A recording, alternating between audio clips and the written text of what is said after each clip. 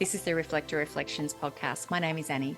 Join me as we journey around the world, sharing stories, beliefs, wisdom, and explore human design through the lens of reflectors predominantly, but all other types and humans. You never know what you're going to get. I have been, for those that want to know, I've been actually in the human design space for about 6 years now. And I have explored it through my own lens. I've trained, I've tried to do all of the formal education, and just the time zones didn't work. And I've really just taken it into my own being and explored it through myself. And I just wanted to take some time to have a chat about it. And I don't chat enough on the spare of the moment. Generally, it's every time something comes to me and I want to talk about it, it's this difficult time for me to kind of get my thoughts together. Now, I have the cross of distraction. And, when I first discovered human design, and I'm like, oh, yeah, that explains it. But it's more than that. It is just about that, even my core wound, is a gate 53. I'm wanting to initiate, to start things all the time. There's an aspect of me that's very much like this.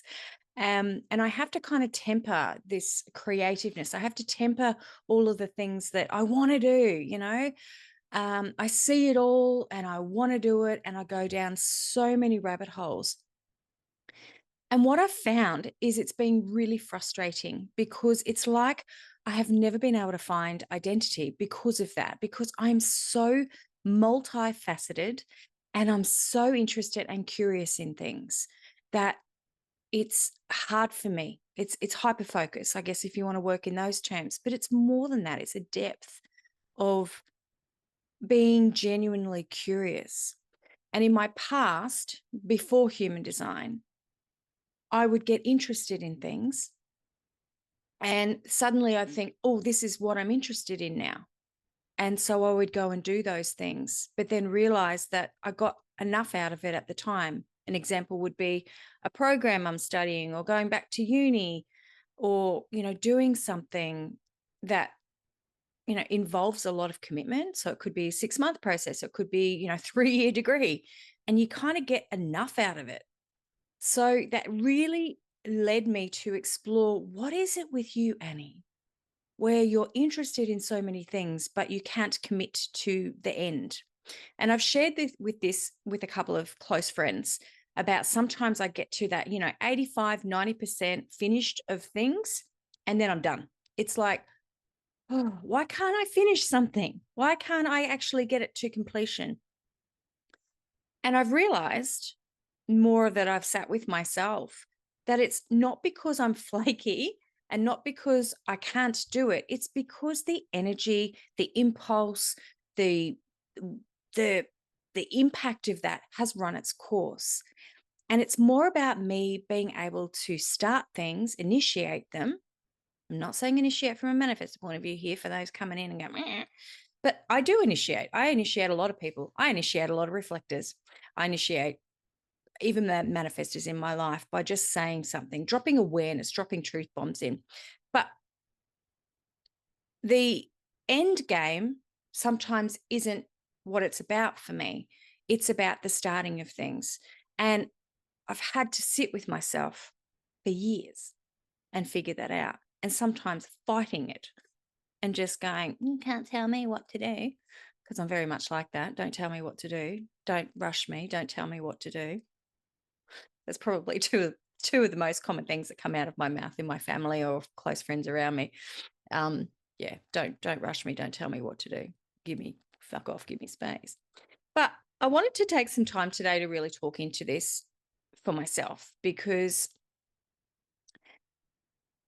before human design, this whole jumping, in a way, like before human design, I suppose I'm in my late 4th decade. So, it might be a bit different if you're listening to this and you're still in your 20s or your 30s. I'm not discounting your age. I'm just saying it might be a bit different. But for me, I didn't know any of these tools. I knew energy and I knew energy healing in my 20s. I got indoctrinated into that at 23. So it's always been a huge part of my life. Spirituality has always been a huge part of my life. But you have a look at your life in hindsight, don't you, when you find this, or any tool, by the way, not just human design, any tool, astrology, just anything. It's all about that self-acceptance. It's all about taking that little dive back to going, well, how was I operating? And for me, especially in my 20s and 30s, a lot of it was just surviving. A lot of it was just, I will just do this because this is what you've got to do. And so I did. And never really feeling truly fulfilled. You know, you do it and you'd like it some days, and then other days you're like, oh, I didn't change jobs because this is not. But I also found early on that as long as I could just fix things, I was really happy. Again, the fifth line's always been there with me. It's a very fixer. I have a very fixer approach to life. But if someone could give me a problem and I could quickly, it was like my mind processes at a really fast rate, be like, right, here's what you can do, or here's a suggestion. And those kind of things lit me up, and they still do to this day. It's why I work in the space that I do. It's because I enjoy helping and solving problems. But still, it came at a cost. And I think a lot of our lives, sometimes they come at a cost of self and our own peace and our own well-being. Finding human design in my early 40s and having to traverse the second round of my parenthood journey. So again, another cracking open of self. That's a discussion for another day. The cracking open of self and just going, I don't want to, this is at 40, I don't want to go back into the job that I was doing.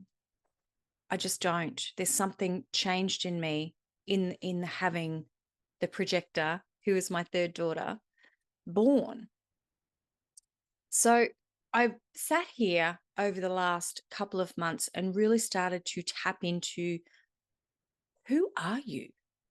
You know, after all these years of self-discovery, after all of this time, I'm still poking around. I'm still prodding into my chart. I'm still learning different things. And I still sometimes ask myself, who are you?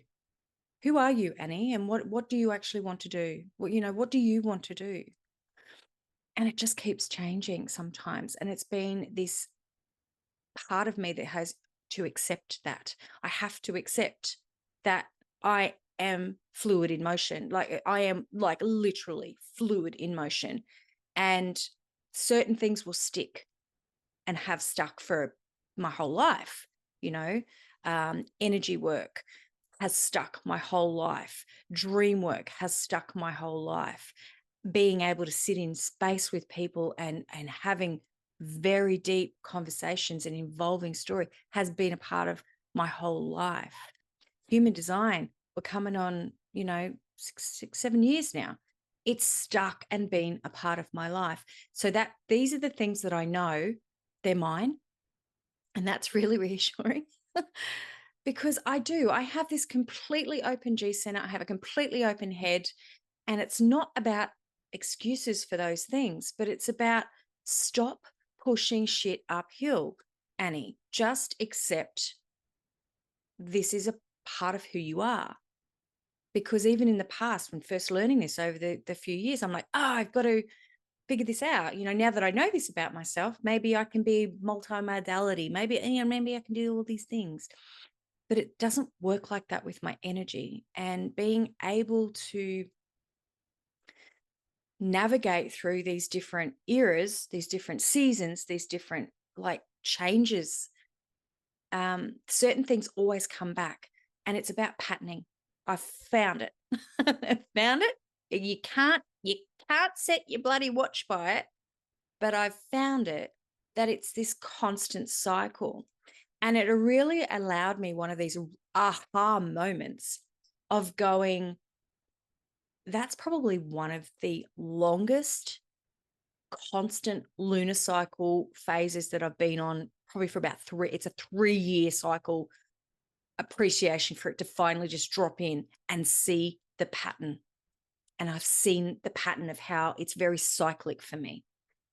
And it allowed me all of a sudden when this happened only recently to just go, oh, I still can do all of these things and maintain that kind of like overviewing, like have my fingers in so many pies and not have to deal with the shame of that. I actually can see how these things that light me up, they come and they go, but they come back around.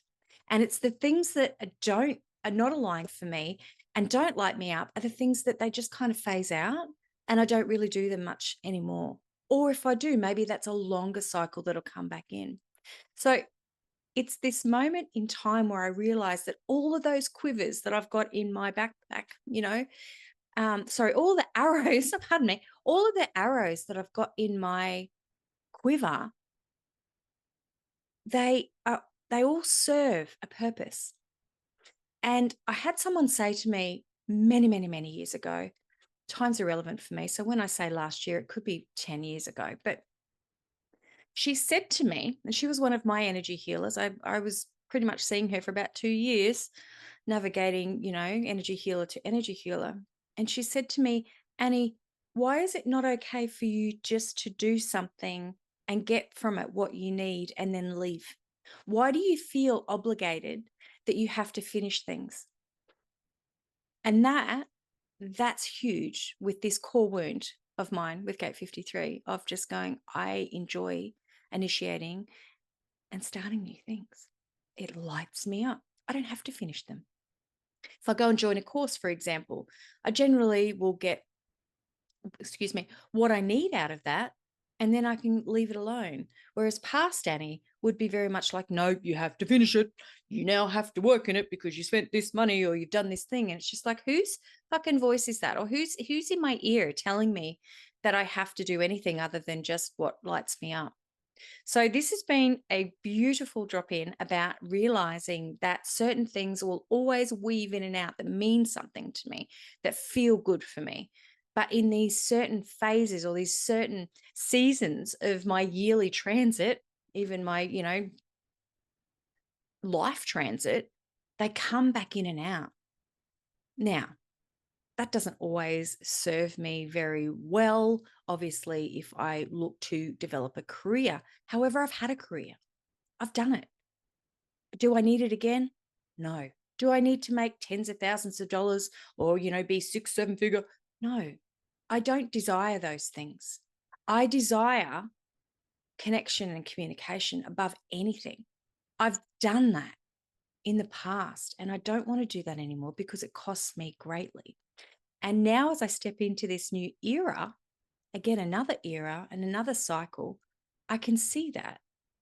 And I think for a lot of us, I don't even think I feel, for a lot of us, reflectors or human beings in particular, we often can shame ourselves in that we're not finishing things or we're not as successful as somebody else or we're not doing these things or we're not, this. And I feel that's very untrue because when we live in alignment or, it's like we get smiles on our faces again. We can kind of like do the things that we want to do. And one of those things recently is I actually hired somebody. I work weirdly. My mind works with money in, money out mentality. Not that I'll explain here. So when I want something, I always put a energetic like transaction on it. And I'm like, well, this is going to cost this amount, not necessarily money, but energy. Can I expend that energy or do I, go and do something that can be an equal frequency? So for example, say if I want to go and do something that's a little bit outside of my budget, I'll be like, okay, well, I want to go and do this thing or go on this trip or buy this guitar or whatever it is. And it's going to cost this amount of money or it could cost in energy. And so I know within my being that I'm going to bring that into my space. And more often than not, what will happen is I'll pick up a new client or, someone will come to me for a reading, or I'll do an energetic session. Something will always happen that will kind of match that frequency of what I want to do. And so it kind of equals everything out. It just goes, oh, okay, well, there's that. So that's what I mean by money in, money out. And now I lost my train of thought. But anyway, I was saying that I recently, nope, it's gone. What was I talking about, Annie? I was talking about money in, money out. Let's go backwards. I was talking about things that I want to do. Okay, here it comes. If you lose your train of thought as well, just start to go backwards, start to actually do that mind mapping backwards. It does help, trust me. Okay, I was talking about the fact that in my business, I actually employed somebody. I didn't want to be a bit up myself. Like when I was working more hours than I am now and away from the home, I had a cleaner. I had someone who come and help me with the housework and things like that. But that was a long time ago. And so for the last X amount of years, I've kind of been doing it all. I've been mumming, I've been looking after the school stuff, doing drop-offs and pickups, as well as running my business, as well as, doing so many things. And I believe, again, getting back to that tale that I was telling you about money in, money out, my time is worth a certain amount of energy. And I deem myself worth XX. And so if it takes me, for example, 4 hours to do my admin and get my invoices out and do all these things that I've got to do, how much is that taking me away from my creative flow? And if I was to put that in a dollar value, here's what it looks like. Is it actually cheaper for me to outsource that? So that's how I view kind of certain things in and out. I know it's a little bit weird, but it's how it works for me. So in this moment, I decided that I'd been speaking with this beautiful, amazing human that's come back into my life and is teaching me so much about flows, online flows and things like that, where I'm just like, wow, this is incredible that I could set these things up and I don't have to drop any balls. I have my headset up. So anyway, I've grabbed her and I've said, can I pay you to do these things for me? And can you help me do these things? And she's, she was very good because she has boundaries too. She's like, I need a 3-month commitment. This is what it's going to be. And I'm like, I can do that. And so I'm really excited because I kind of often believe that no one can do stuff the way I do them, but it also takes me away from my creative flow. And I need that. I need that space and expansion, and maybe you do too, to be able to explore the things that really light me up. Because when we are, and we're talking about environment here, we're talking about anything, when our energy is aligned and we are kind of like living in now moments, it's the juice.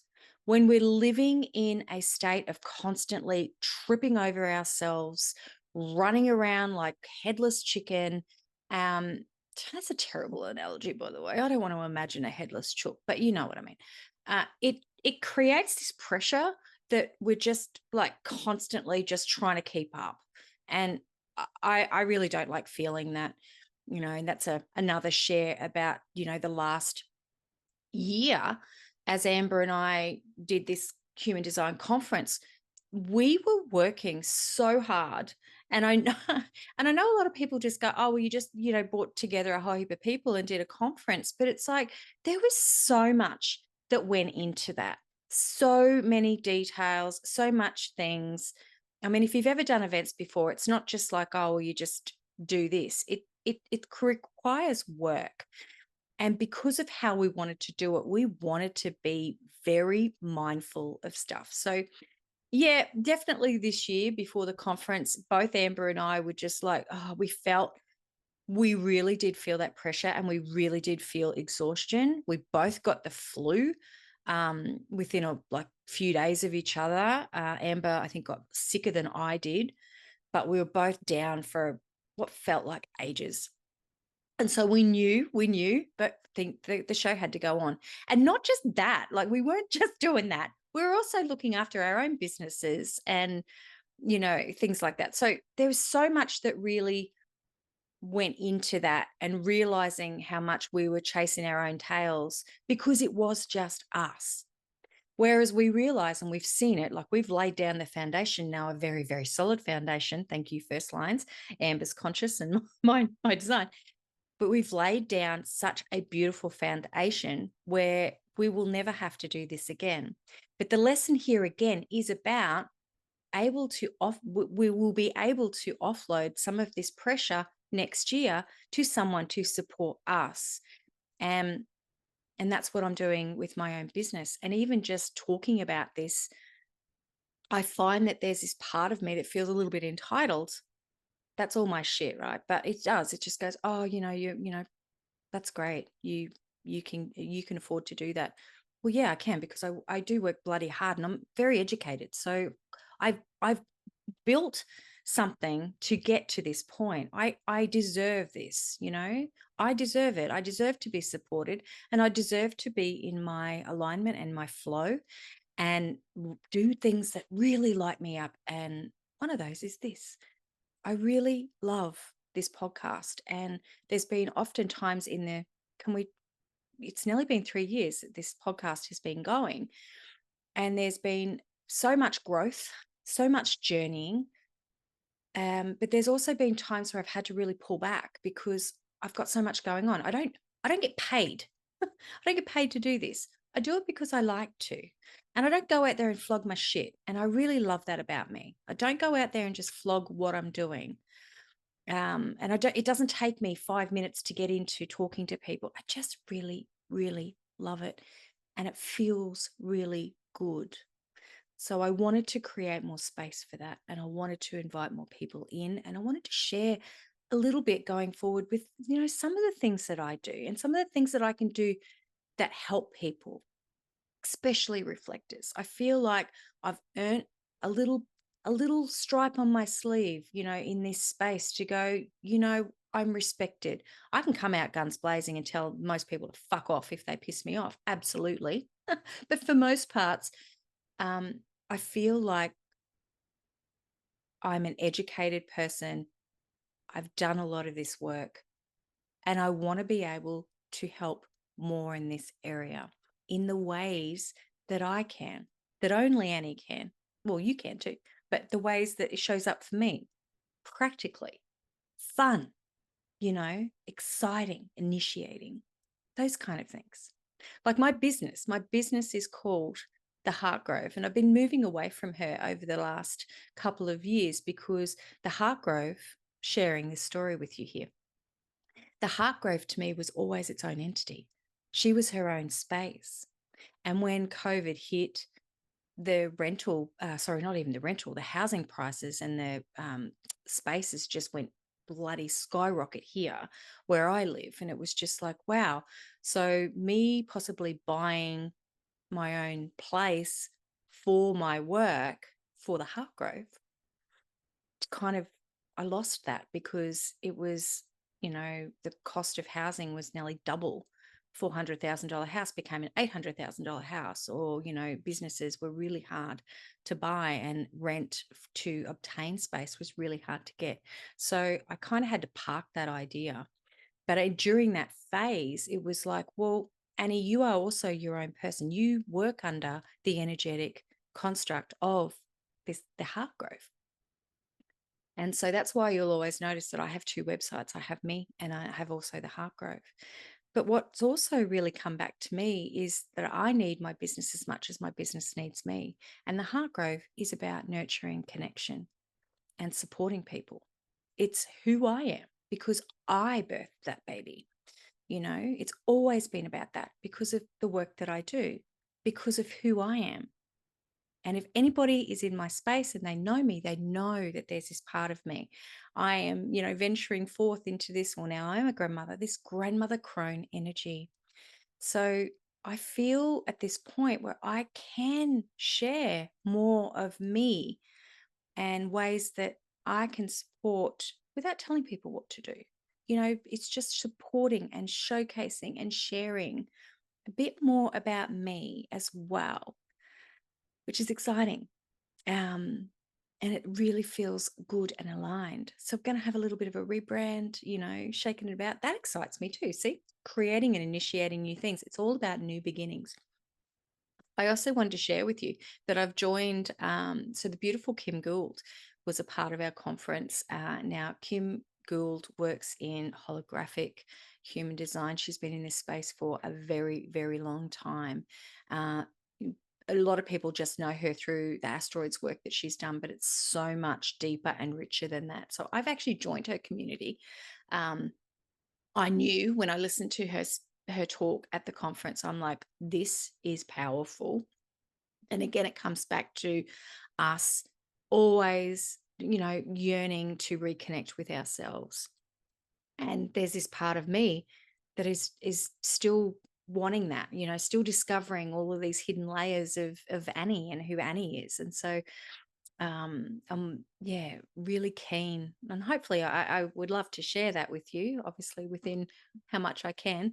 But her community is phenomenal, and just learning about where these asteroids and dwarf planets sit, and exploring the chart in a more embodied and overarching way, instead of just going, well, here's this and here's that. I'm just really excited. So yeah, if you are a member of that community, hit me up so we can be friends and go through this together. But it's personal development that I'm interested in. And anyway, yeah. So how does that feel for you? You got these open centers, and this is what we do. We like to talk about stuff. Again, speaking into that, it's like, you don't you do hear bits and pieces from me, but probably not as much. And I do struggle sometimes to talk to myself because I go off on tangents, as you saw there before. Though today seems pretty good. Um, Transits are looking fine, mighty fine at the moment for me. I have my with my completely open G, I actually have it defined for a while. So, I have that defined for quite a while, actually. I think we're looking at 8 or 9 months through the transits. So maybe that's why I can will more things into existence. And there's something about that, now that we're in June, there is very much an energy shift that just kind of pushed me into place of going, it's time. It's time to, back yourself a little bit and stop supporting everybody else. The shadow of my design, sun and earth, is 27 and 28, and the shadow of that 27 is very much you're shooting yourself in the foot to support others, and that has been a lifelong journey for me. So I cannot give from an empty cup, for shitty sayings, and it's very true.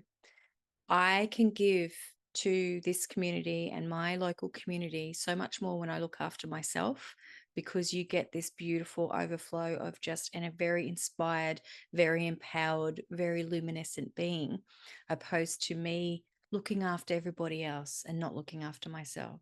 So that's where Annie's going. June 2024. Yeah. Anyway, I hope this has been okay for me to share. I'm sure it has. I'm sure it's been illuminating. I'm sure it'll be illuminating for me if I listen back to it. You never know what's going to come out of your own mouth, hey, when you hit that record button, whether it's just on your phone, because these are tips and tricks that we can use to support ourselves. We can be our own soundboard. We can be our own best friend. We can be there for ourselves and trusting in ourselves and going, you know what, you got this. You can do this.